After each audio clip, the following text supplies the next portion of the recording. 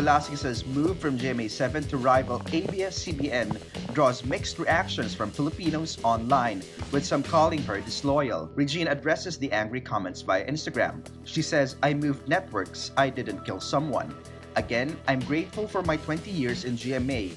I made a lot of friends there and I have great memories being a kapuso." Regine adds, "I understand that you don't want to watch the shows that I'll be doing in ABS. I understand and I won't force anyone. It's free TV. You don't have to pay for it because we are all here to provide you entertainment for free. In so many words, you all win here. Lovingly yours, Kapamilya, Regine."